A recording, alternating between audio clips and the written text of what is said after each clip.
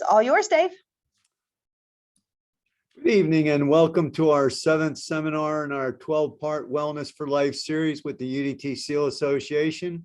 Once again, tonight we have Benjamin Smith and Michelle Crumley, and we're very happy to have you guys again this series. So it's all yours, guys.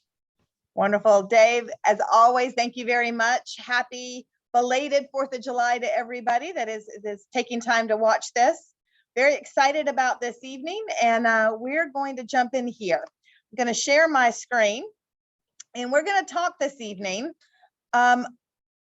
This time we are going to be talking about your actual assets, right? So when you actually go to purchase a home, you many times are like, you have to document your assets. And there's a lot of questions that come up about what can and can't be used. So this evening, we are going to spend some time on that. And as we get started, I just want to take a second and remind those that have been with us before. And for those maybe that are joining us for the first time, I want to introduce myself real quick, just as a reminder for those. I am Michelle Crumley. I am a military veteran spouse now of 30 years. My husband retired here from SEAL Team 2 in Virginia Beach a little over 12 years ago, and financial education and the VA loan and financial management have been a true passion of mine, especially as it relates to our military and veteran community. So being able to come and bring that information to you, being able to help, whether it's through podcasts, kind of like this, or seminars and discussions, really things that we can do to help past, present, and future as you think about what your financial situation is and what your goals that you are trying to achieve. As my sidekick this evening, again, I have wonderful Ben Smith with me. Ben, tell us a little bit about yourself. Well, clearly I need an updated headshot. My beard is not that dark now. I'm an Air Force vet. Used to load weapons on F-15s out here, and what I loved about that was a lot of small teams communication within the large organization that was the Air Force. And that's what I love about mortgage, frankly. I work with my assistant, my processor, my underwriter, small team within Caliber Home Loans. We're probably second or third largest mortgage lender in the country right now. Getting it done. Put 151 families into homes last year. I did 85% of those were VA loans. And hopefully we can just bring some contrast back and forth to some of the nitpicky stuff that underwriters have on this topic, and getting you guys through the process, and trying to just get you as prepared as possible as you lead into home buying and all of that, whenever that happens for you. So. And that leads into, right? So really what we want to talk tonight about is when you go to purchase a home, you always have some sort of cash to close. Between down payments, closing costs, prepaids, what are those, and reserves, and helping to understand where this money comes from, why things can and can't be used, and what's the difference. If you understand this, then your expectation when you go into those mortgage transactions and you talk to lenders and they're asking for things and you either don't know why or that hasn't been explained really well, you're going to come armed with a lot more information. So we're going to kind of really delve into all of those specifics about the cash, right? That money, because we know that cash is king. Well, let's before we dive too deep, I think we do want to note. I think a lot of folks at this moment are like, well, wait a second. The last house I bought, I didn't have to pay anything out of pocket. None of that was there. My closing costs were in the loan, right? I had somebody insist upon that recently, that they had bought 3 homes in the past, and in any of those circumstances, their closing costs were quote unquote rolled into the financing, which just isn't the case on this loan type, or really any loan type. So I do want to address that. If you're having a moment of, well, what do you mean I have to have down payment? You don't. The VA loan does not require a down payment. You may finance up to 100% of your purchase price. If you have a funding fee that is due to be paid, that can be financed in, and that's it. There are a lot of circumstances where the seller or the lender or even your agent may chip in to help cover those things, but just wanted to get ahead of that. There are closing costs and prepaids and other requirements about having cash, and it does help the situations right now, just depending on your current market. So, all right, just wanted to address that really quick before we press on, because I know somebody's going to be like, hey, wait a second. Well, and I think that brings up a really good point too, Ben, in that the loan type, and there are hundreds of loan types out there, from very well-known loans like a VA or FHA or your basic conventional vanilla loan. And then you've got some really weird and different specialty boutique kind of loans that are out there. The loan that you choose, right? The one when you've looked at all of the options and you've made the choice that is best for you, that loan type and the parameters of that loan are going to dictate, do you have to have down payment? Do you have to have reserves? Those components. So no, we will talk, and we always go back to the VA loan. It's our absolute favorite. But the loan that you choose is going to really provide the parameters of what can and can't be used, as well as what those terms are. Do you have to make a down payment? Those kind of things. And I think, Ben, as always, I think the best place to start is just level setting kind of from the vocabulary. Okay. So do you want to kind of run through what we're talking about when we talk about down payments? Of course. So, excuse me. Down payment is anything underneath that purchase price, basically. So some loans will require down payment, as Michelle mentioned. So conventional loans, usually a minimum of 3%. FHA loans are 3.5%. Every loan is going to have its own requirements. Again, VA may or may not have any. It just depends on your situation. So down payment is just money underneath that sales price, so that there is a difference between what you are paying for the house and where your loan amount is and what you're borrowing. The down payment fills in that gap in that line there, basically. And the point of down payment is, well, you're borrowing that much less, number one, when you do make one. Some loans that will change whether you have mortgage insurance or not to get too into the weeds on that, but like a conventional loan with 20% down, there's no mortgage insurance requirement. Mortgage insurance protects the lender in the event you have a foreclosure and they sell it for less than that amount. So when you've created that equity bubble between what you owe on the loan and what the house is worth at that time, when they do sell it, that that's what creates that. So that's down payment, guys. Pretty basic stuff for the most part, I think. Your equity investment, it's your investment into the actual property by putting a certain percentage down of the amount of that purchase price. Yeah, and it's not a fee that you're paying. You don't lose that money. You're moving your cash into a non-liquid state in equity in the house. So, you will, if the value of the house remains the same or grows, then when you sell that home and move on to the next one, you will realize that equity, presuming you sold it for, above that amount, basically. So don't think of it as a fee, basically. You're just creating some cushion there between what the house is worth at the time you purchased it and how much you're borrowing. Which, when you go to sell, ideally, as long as the property has remained the same or gone up, you get back. Mm-hmm. Well, for what it's worth, I bought one house in 2018, owned it for 3 years to the day, and I sold it for more than I paid into the house the whole time I had ownership of it. So I got all of my money back in that process. So I effectively lived for free, and I hope that happens for everybody. That's cool there. So then, closing costs. Yeah, tell us a little bit about these. Yeah, closing costs. So it's fees and costs that are associated with buying, and they usually are going to go to other parties. So your money that you pay for those things doesn't go into equity in the house. Instead, it goes somewhere else. So That can be taxes. It can be setting up your first year. Well, that's prepaid. We'll talk about prepaid separately. But the title work, the company or attorney that is going to handle settlement of the loan, taxes, every state and locality is going to have its own structure for that. So just depending on where you are, that will be a certain amount.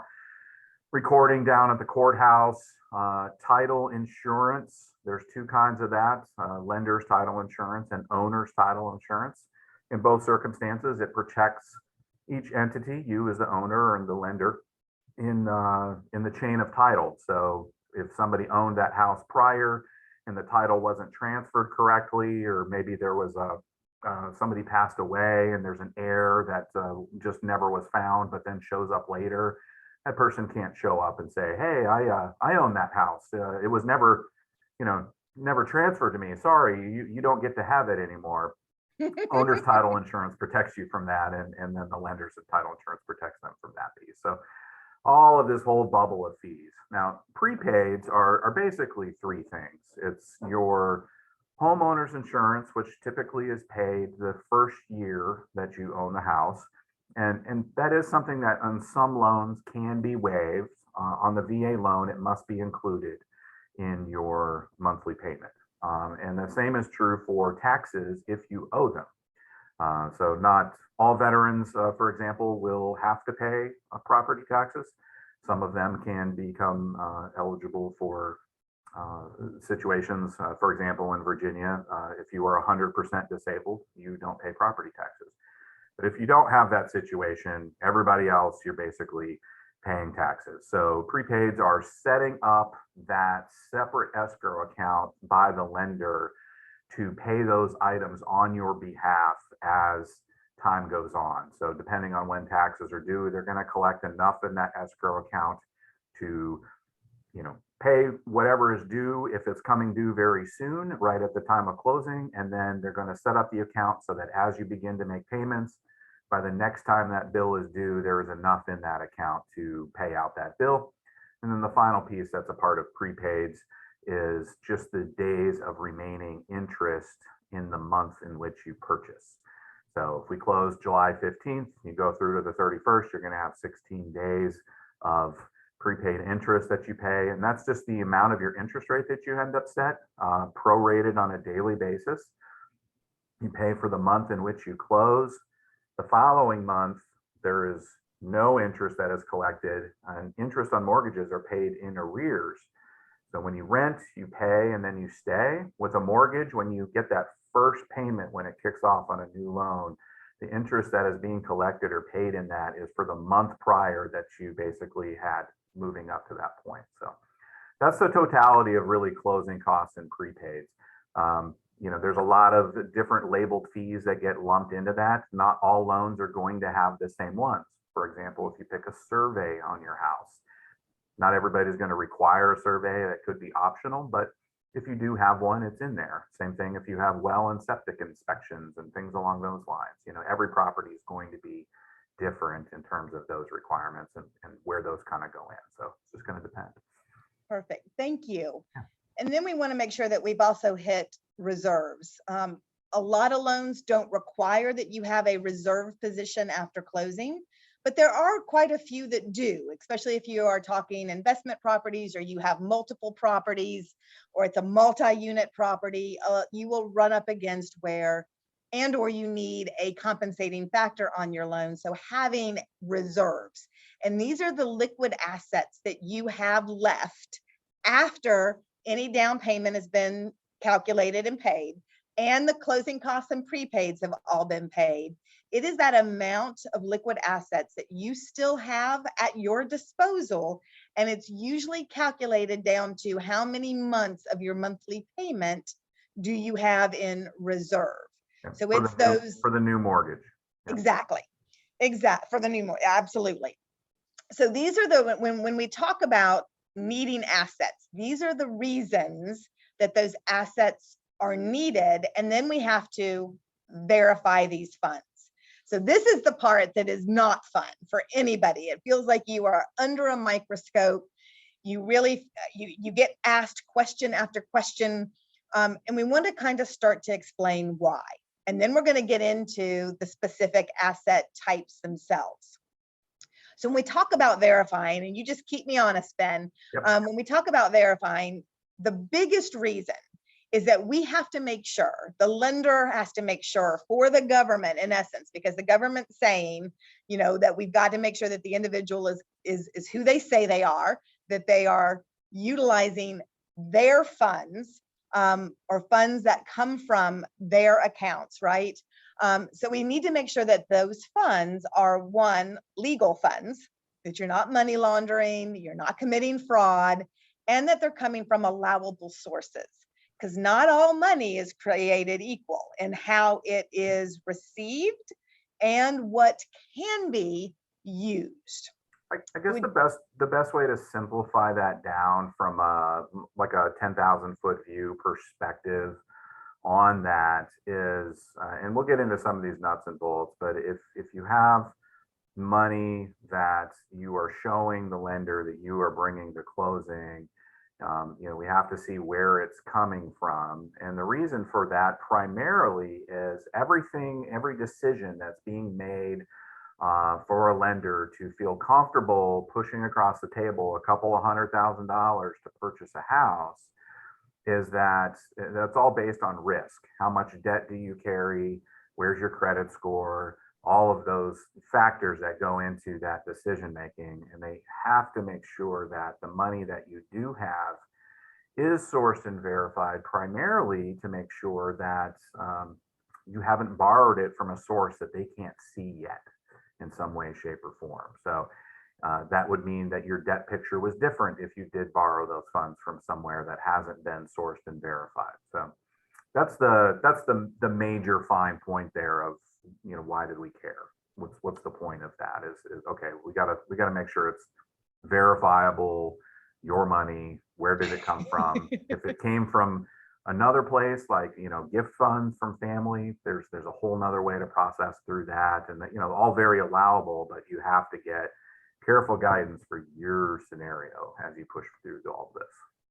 So we want to make sure that the money's coming from where you say it's coming from, that it's your money. We want to make sure that you've got enough, right? Because nobody wants to get to a closing table and yourself, a seller, nobody wants to get to that point that, oh my gosh, you needed $40,000 and you had 32,000, right? That's a showstopper.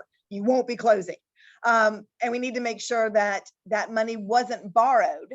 Some loans will allow borrowing. We'll talk about those. But if you do, then that has to be that debt that you incur, as Ben was talking about, has to be considered in that qualification profile. And then again, one of the things that a lot of people don't realize is if it's a joint account. So if it's your own account, you are 100% owner of that account. It's your funds to do with as you want. If you are on a joint account, and especially if the individual's not on the loan, the joint holder is not on the loan, then you're going to be asked for that joint owner to provide a written consent that you have access to those funds and can use that money for that purpose. So we don't want anybody caught off guard with that either. Would you say that's fair? Because especially if you're bringing it to closing. I mean, it's one thing for reserves, I suppose, but yeah, we want to know from everybody involved that it's okay to that you would have access to those funds, because if we didn't get that, and God forbid it wasn't okay, you can imagine what a storm that would look like. So yeah, that would not be good. We don't want that. No unhappy people or unprepared or surprised people. 100%.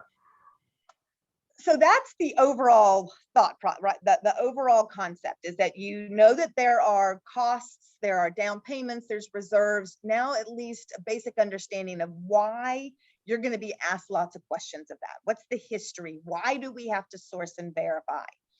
So I think then what's really important is that we dig into, and this is by no means all encompassing of all the different asset types that are out there, weird, strange, unique situations that you might come up with, but these are going to hit the things that we see most often.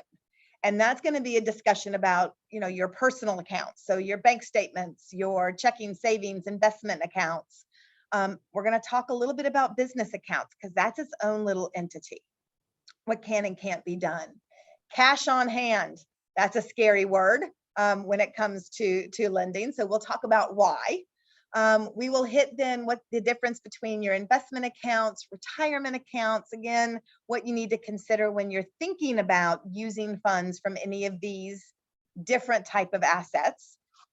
Gift funds, as Ben mentioned, they have a different requirement associated with them. So we'll talk a little bit about gift funds, getting secured loans versus unsecured loans. Can you, can't you? Credit cards, I have bunches of credit cards. Can I just put a down payment on a credit card? And then we'll talk about selling assets. We have a lot of individuals that may sell a vehicle and want to use some of those proceeds from that sale in the transaction of the purchase of their home. And then we'll hit a little bit on just the down payment and closing cost assistance programs.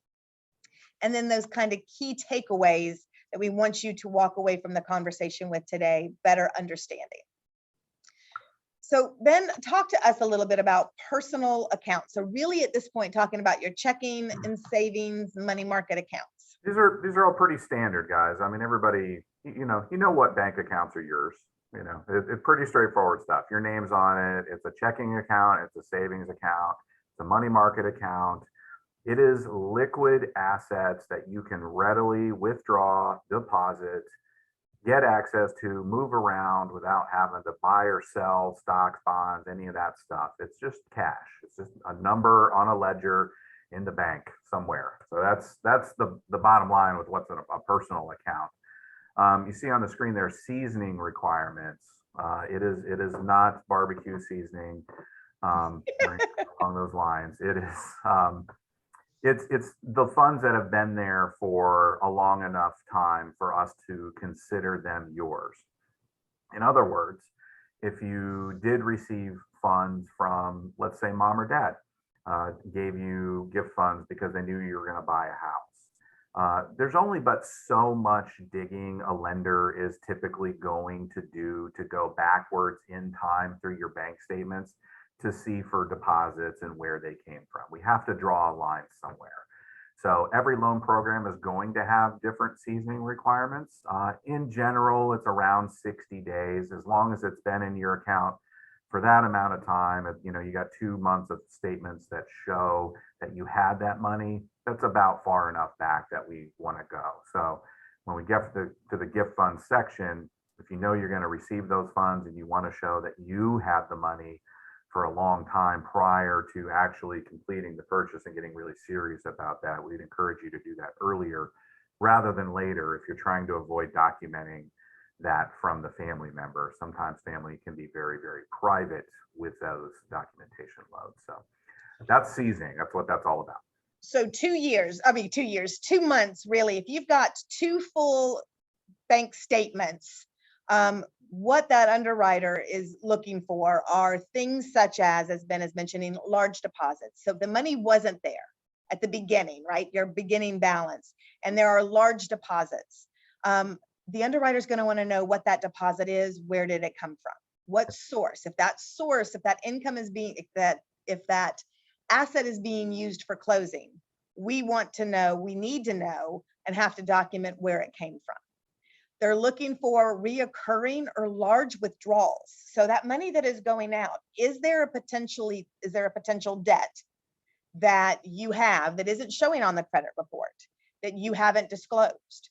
And a lot of times they will see that there is that reoccurring debt going on, and they're going to have questions. It may not be a debt.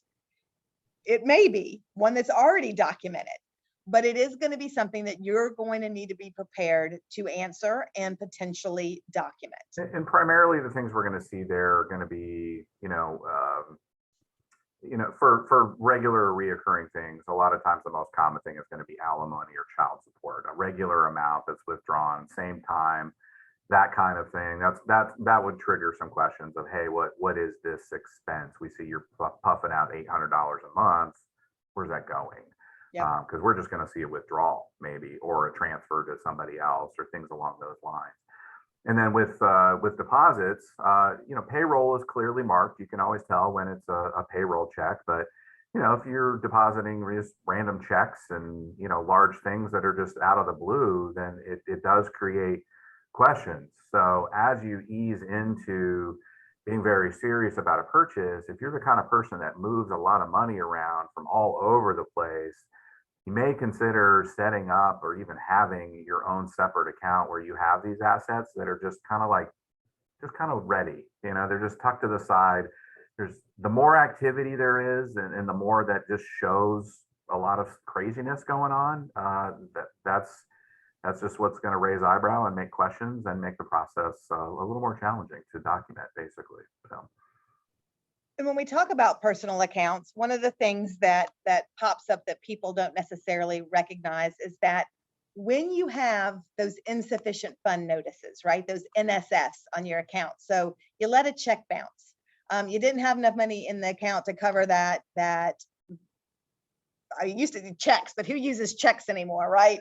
But if you have those insufficient funds, so your output has been greater than the input, so you're paying fees on those. That goes to your fiscal responsibility that you have, that how you handle your money. So if you have NSFs on your bank statements, those actually are red flags and can hamper a loan transaction, your approval or what you might be approved for. Tell me a little bit, Ben, about that earnest money. And because when you write a contract, right, and many times, most times, you are providing a check or funds for that earnest money that you are serious about purchasing that home. Yep. There is a best practice associated with that. So tell us a little bit about that. Sure. Well, if we're in a loan structure where that deposit is going to then furthermore be applied towards closing costs, prepaids, or down payments, you can throw that money in. It's out there waiting in escrow for closing. And then once we get to the closing table, they have to dictate what is going to happen to those funds. There are circumstances where, even if we didn't document it or anything along those lines, we could just make sure you get that money back at closing if you're bringing funds from other sources or other spots. But if that money is to remain in the deal and be applied towards anything that we're applying it towards, then we have to, again, verify that those were verifiable funds. So we want to see that money, that it was in your bank account and that it left your account and is then waiting in the escrow account. We get proof of that to show that there's already verified money in the account ready for closing, basically. So just easiest if you write that out of your normal regular account and not somewhere weird that makes us challenging for you. So. It becomes easy to document at that point. Absolutely. And I would say your personal accounts, checking, savings, investment, those that you belong, that you are the owner of, are easier in many cases to use than a lot of the other types of assets that are out there. For instance, we get a lot of questions about using a business account. So maybe you've whether it's a individual business that you have, a sole business owner, you file on a Schedule C, or whether it is that you've got an LLC and you have business returns. If your thought is, and you've set up bank account for that business, if your thought is you're going to use those funds toward a purchase of your personal residence or your personal property, you want to make sure that you've had that conversation very early in the process, because it becomes tricky when you're using those type of accounts. Ben, I know that you see this quite often with a lot of your clients. Tell us why business accounts can be such a challenge. Well, sure. Let's say you're writing a $5,000 earnest money deposit for the house you're purchasing, and you decide to write it out of the business account. How do we as a lending entity trust that you as a self-employed person have made a good financial decision to pull the money out of your company? And there's no good way for us to quickly and easily tell if you are causing your company harm in making a withdrawal of that size. for something that is not related to the business. It's not a business expense. It's a personal expense. So it's the transference of business funds into a personal purchase where things get different. It's one thing if we were structuring things where the business is purchasing the property, perhaps, I don't know, maybe commercial lenders out there, or a mixed use property where there's a business downstairs and there's an apartment upstairs, stuff like that. That can start crossing a lot of barriers like that. And tricky is a good word. It can get pretty messy with wrapping all of that up. So I would just simplify this down to if you own a business and you're thinking about using funds for the purchase of a house, then you really want to have very open and frank conversations about your game plan with why that is. Maybe there's a better way we can help you uncover, and to help you kind of maneuver that so all of that is easier. For example, I recently had a loan where a family was buying a house. The wife was self-employed. She has a tax business where she's running things, but she just got a small business loan for $40,000 into her business. Well, she wanted to use a portion of those funds to complete the purchase to cover her closing costs. And in this particular circumstance, that just wasn't allowed. It wasn't the normal health of her business where she was able to do that. It was a loan from Small Business Association. So that is meant for her business. They didn't lend her that money so she could buy a house. So we had to just pretend it didn't exist, and that's all in the business and that's there. And she wasn't allowed to use those funds. We had to source and show that she did have the funds in some other manner that was within her personal accounts outside of the business. So when you talk about business accounts, right, you open up, if you are going and want to use business funds, you open up the entire business for scrutiny. So now that becomes something that has to be looked at, and documentation gathered, and CPA letters written, and all kinds of things that come with that. And I would tell you also, talk to your attorney, because now all of a sudden you've got a commingling of business and personal. And from a legal standpoint, if someone comes potentially at you from a business standpoint for a legal issue, you've shown your willingness or your spillover of your personal into your business, it could potentially open up a concern for you there. So you definitely want to have early conversations, involve your CPA, involve your business attorney and your lender to have these conversations to see, is this the best route, or are there other options that need to be considered? Simplify. Keep it simple, stupid. You will thank yourself. I mean, the schemes that people come up with to try to process through all of this is frankly pretty unbelievable. So if you want an easier process, which everybody loves, then we recommend you just keep it as simple as possible. Maybe you bonus yourself from your business, and now that's personal funds, and then you have the money there. Sometimes you just have to show that the business was healthy enough to do that, to bonus yourself that pay. There's a lot of ways to kind of get that figured out. So again, we just want you to talk about it with us as early as possible if that's really critical for your sourcing of how to cover any of these costs and making this whole thing come together for yourself. Which is a great lead in. So tell me, Ben, about having cash on hand. So I've got this safe in my house that I've got like $60,000, and I want to bring this to the closing table and use it for my down payment and closing costs. How's that? It's a good thing I'm not a gangster. There's cash, guys, is virtually impossible to source. Virtually impossible. When you make a deposit or you're bringing funds along those lines to this transaction, again, we don't know where you got that money from. We have no idea. There's no way to tell where it appropriately came from. I'm sure that'll lead into, well, what if I sold something that generated that cash? Okay, fine. You sold a car, and so then you have a bill of sale, and you can see that, and we can see where the money came from whomever gave it to you, and then you go from there. It rarely is cash exchanged in those matters. I always recommend that you get verified funds, cashier's checks, something along those lines to put that together. There is cash is not king in a mortgage transaction on any level. I can't stress this enough. Nobody wants to see your big cash deposits showing up in a bank statement because we don't know where it came from. Somebody else could have taken a loan out and then just handed you the cash. Okay, like how would we know? There's just no tracking, guys. There's no way to source it. And that's exactly, like it says, very challenging to source and document.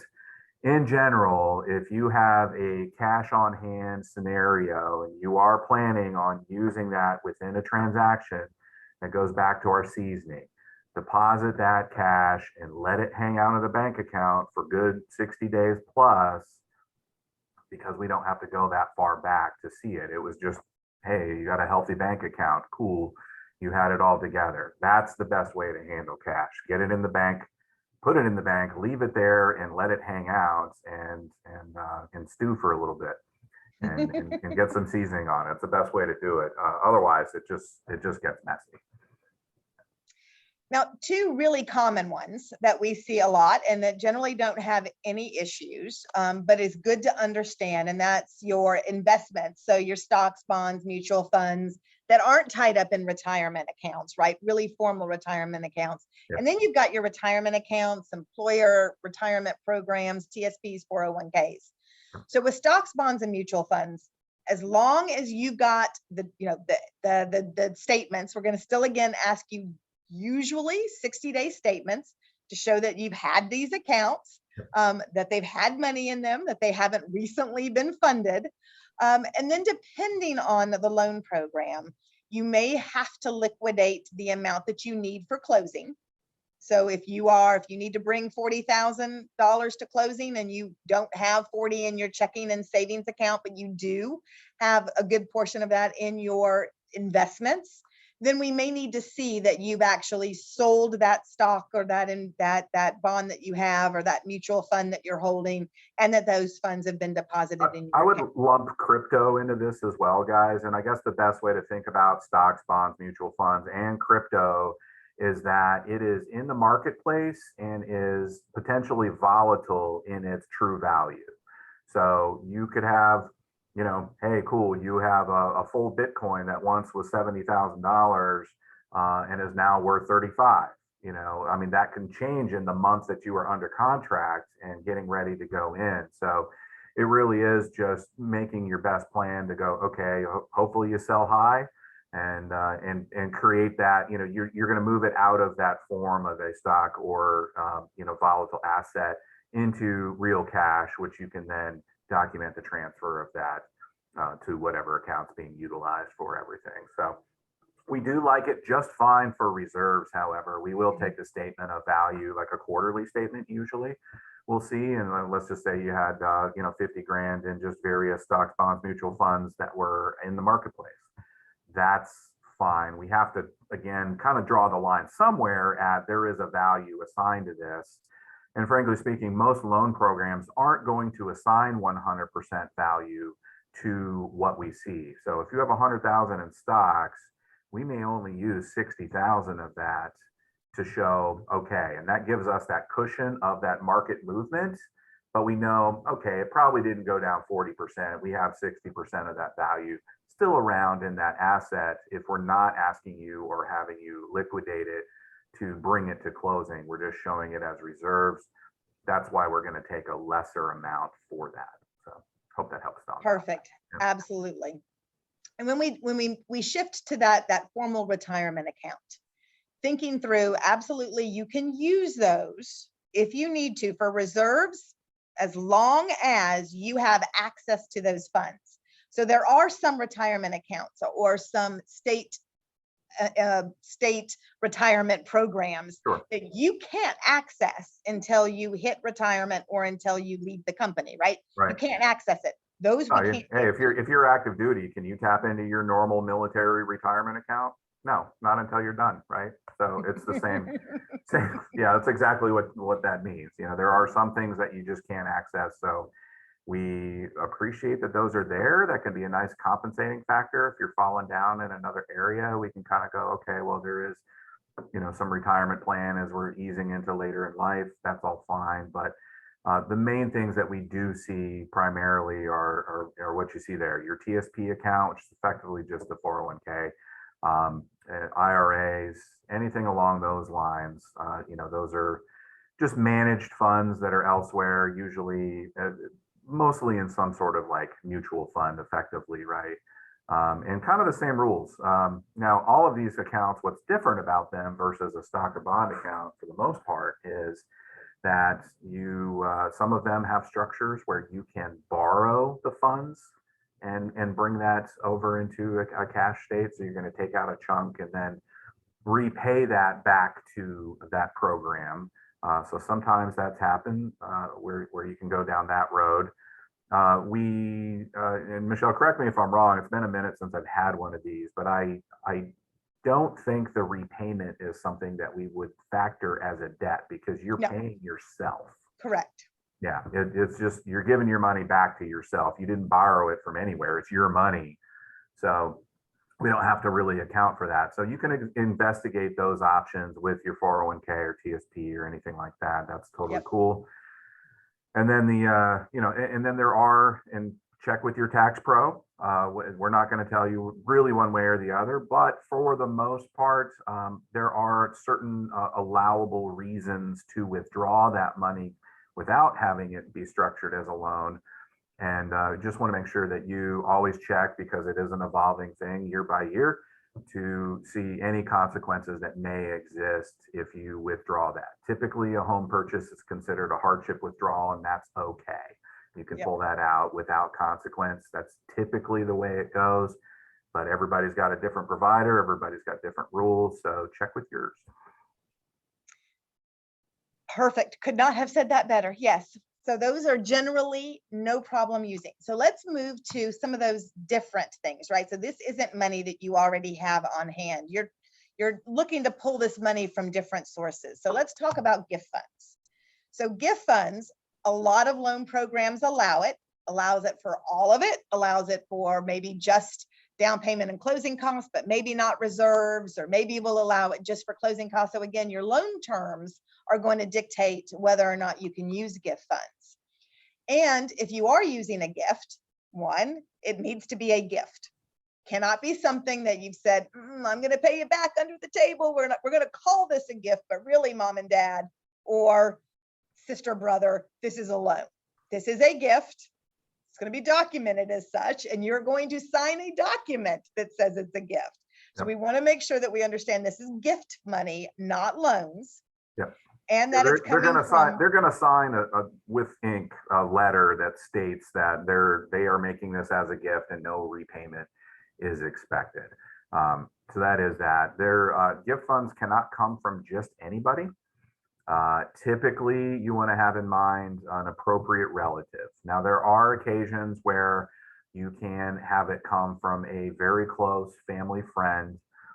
Normally, that is documented, the relationship, by a notarized letter from both parties stating that they are longtime family friends, and usually need some language as to, explaining that. Yeah, we've been involved with this family for 7 years.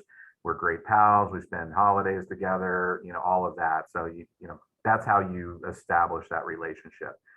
There's a lot of sources that aren't okay for gift funds. You can't get it necessarily from your neighbor.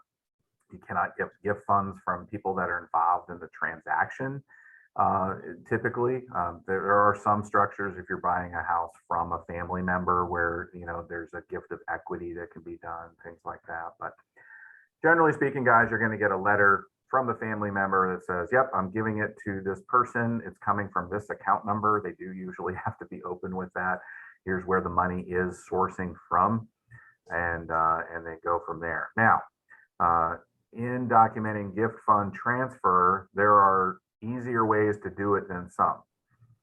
For example, it is usually most simple to have those funds 5 minutes right. move into the Michelle, can you do that one for me?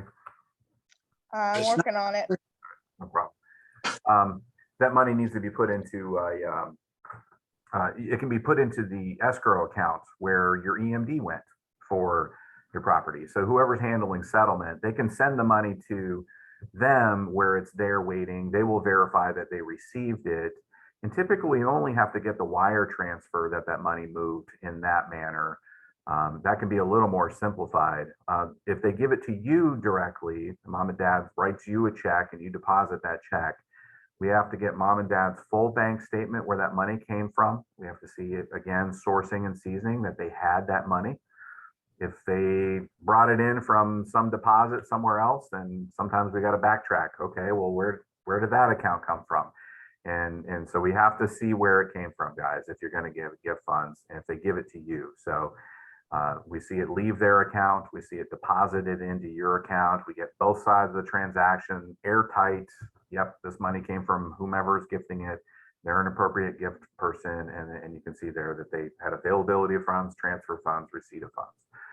So don't think you're going to come in and say, this is just a gift and be done with it. The gifter needs to be aware that they're going to be involved in the documentation of that. Absolutely. Yeah, and get ahead of that, guys. We get a lot of older family members who will want to contribute, and they get really upset sometimes when they are told that they need to show the bank statement where it came from because it's not their transaction. You know, they can get nervous about us seeing their transaction history and how they live their life or spend their money. Some people are very private that way. So always, if you think gift funds are on the table, we recommend you freeze, do nothing, get full guidance from your lender about the easiest and most simple way to transfer that, factor in the human element of how to make that easiest for the person that's being so generous, and then, move forward once you have that game plan put together. So these next three, we're going to keep us on schedule and we're going to hit on them with things we don't see quite as often, but I think that they are important just to be able to recognize. Yep. Secured loans. So as Ben and I were talking about when we were talking about your retirement accounts, you may take a loan out against your own funds. That's considered secured. That is a loan against an asset, some hard asset property that is owned. Maybe you refinance a vehicle. I don't know that you get money back. You get to reduce your or you have another property somewhere and you take out a home equity line of credit against that house, Yep, something along those lines. That's totally cool. Yep. We just have to factor that new debt. Basically, we got to get the terms and conditions of that new structure and then put it into, hey, here's an ongoing monthly debt, what it's going to look like moving ahead. And as long as that fits in ratio, we're fine. Exactly. And again, having those conversations earlier rather than later. And the important word there is secured loan. Because when you start talking about an unsecured loan, so these are your signature loans that you get at a bank or maybe a personal line of credit. Again, it's not backed by any hard asset. Those generally are unacceptable. Those aren't going to be able to be used. So again, have those conversations with your lender. Credit cards, there are some of the closing costs early in the process that you might be able to use your credit card for and pay. But you're not going to be able to use a credit card for down payments. You're not going to be able to use a credit card for reserves. That is credit. That is not your funds into a transaction. It's effectively an unsecured loan on its own. Exactly. So one I want to spend a little bit of time on, though, is the sale of personal assets, because we will see this a lot of times. Maybe you have a car, maybe you have some jewelry. It's important that you understand that while, yes, you own it, you're going to have a lot of documentation to be able to turn that into a liquid fund. So Ben, talk to me a little bit about the sale of an asset. Yeah, whatever it is, however you're selling it, whomever you sell it to, you need to get a very clear, traceable, trackable bill of sale. Recommend, again, you do not exchange cash in these moments. I would get a check or a wire or a Venmo or a PayPal or something along those lines from whoever is buying that. So, you're throwing up your baseball card collection on eBay, keep track of everything and where the money's coming from and how you transfer those funds. they're going to have to do that. Now, you see on this list here, documents required to evidence ownership and value. On the value, again, that's where people can get a little weird and flim-flammy. Let's say you do have a baseball card. Well, how do we establish that the $5,000 you sold that baseball card was remotely appropriate, or that the person buying it was,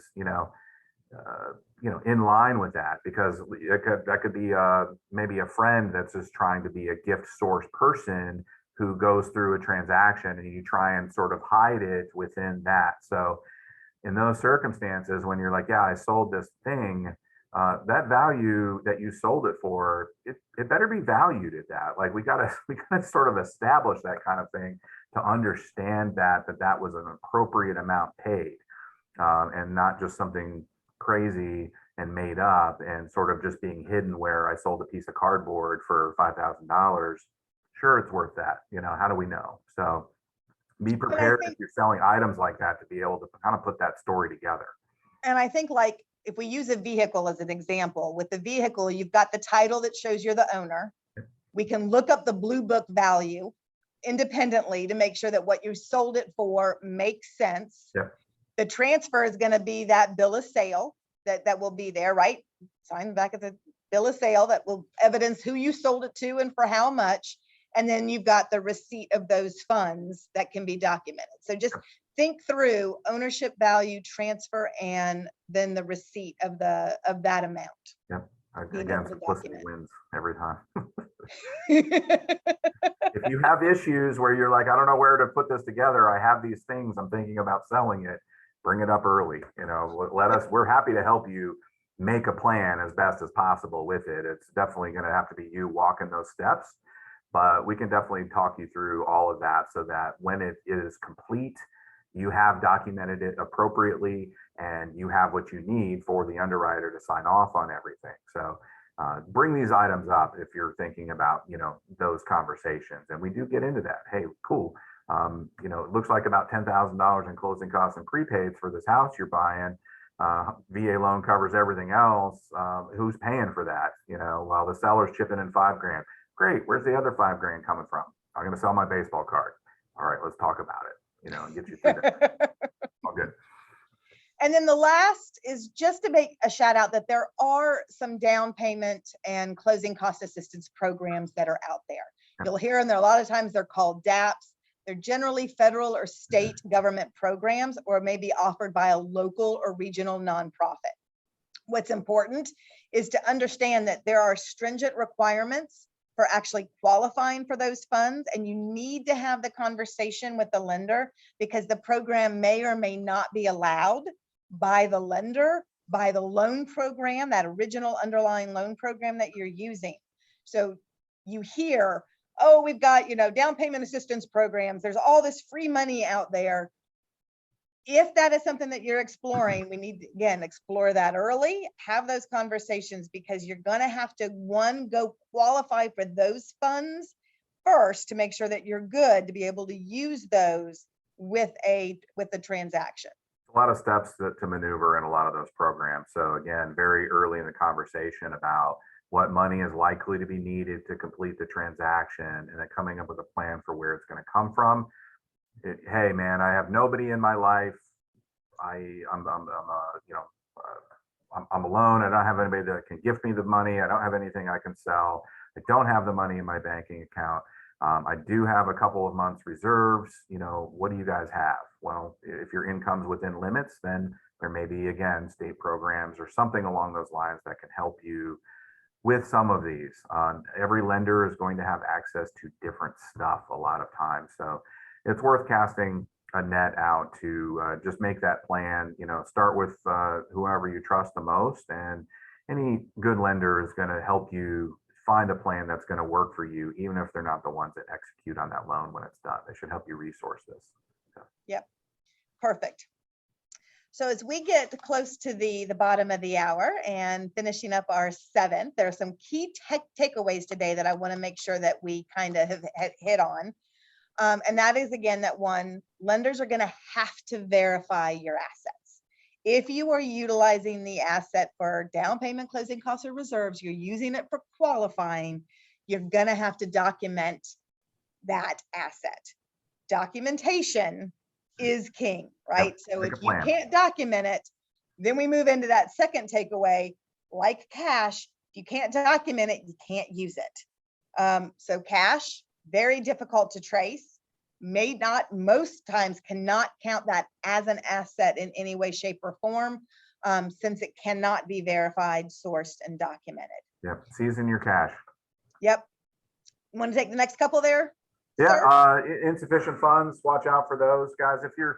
If somebody looks at your bank account and you're running into zeros and negatives and then it gets replenished, but it happens all the time, like you can imagine a lender's perspective when it comes to wondering if their payment's going to show up when it's time. So it just lends itself to that big picture of your financial management and whether you're financially savvy to pay your bills, pay them on time. That's all going to get reflected in credit, but it is just a big piece. So huge red flag, guys, if you're running negative on your accounts. Now, some people, I would say even this can be a problem if you have, let's say, a large overdraft protection account that, implements that. You're not really insufficient, but you're still running the account negative, which is then being filtered over by the bank. You just got to watch out for that, guys. Main thing. I mean, just, kind of tighten up there if you're trying to buy a house. We do care. It does lean to that. Again, back to gift funds, verification, make a plan, talk to us early, help you make this plan so that you're not pulling your hair out a week before you're supposed to close on this whole thing because, we can't get the proper documentation together about how that money moved to you.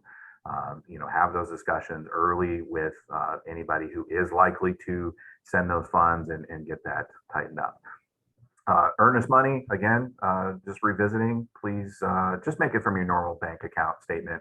If you want to use something different, like I guess you could do an EMD from a cash withdrawal from a credit card or something like that, but those funds probably aren't going to be allowed to stay in the deal. They would need to be given back to you at closing, not counted in the deal whatsoever. Effectively, it's just there protecting the seller in the event that you walked away from the transaction inappropriately, where that money was then left to go to the seller. That's the point of EMD.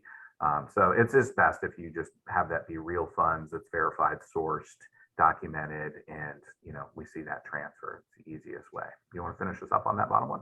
Absolutely. And Ben, I know that you can attest to this. So if nothing else that you take away from this, talk to your loan officer. Talk to your loan officer before you're depositing funds. Talk to your loan officer if you are transferring funds, if you are opening or closing or moving money between accounts. Have those conversations or making any major purchases that might pull that money on major out. purchases, because a lot of folks feel like, and I think I even operated for a while thinking that maybe there was a moment in time where the lender would go in right before closing and verify there isn't any new credit accounts that have been opened. Reality is it could be the morning of closing, you're clear to close, the package is waiting to be signed with your signature, and we can get an alert that comes in that says you just went and bought $7,000 worth of appliances for the new house that you're about to go out to, that you're about to sign for. We're going to get that alert, full stop, time out. We got to document that, guys. We're going to be alerted. So if you're thinking about major purchases for the house or anything along those lines, just wait until you get keys to the house and the loan is funded. Exactly. Don't buy that new car until after you own the house. Wonderful, guys. I'm getting ready to hand this back over to Dave. If you have any questions, of course, you've got the information here on the screen. You know how to reach out to either myself or Ben. We are here to help you any way we possibly can. And as we talk about next month, we're going to be at month 8 of our 12 months. I can't believe that already. And we're going to be talking about, now that you own the home, what's next? From servicing, repair and maintenance. We should have a home inspector here with us. We'll talk about how you access the equity that you have in your house, assumptions, a huge conversation piece that is taking place these days. And then also those situations where you may run into some financial difficulty, how to work through that with your lender, how to have some of those conversations. So that is coming up next month. And with that, Dave, I am handing this back to you. Well, thank you very much, Michelle and Ben. Great discussion tonight, great takeaways.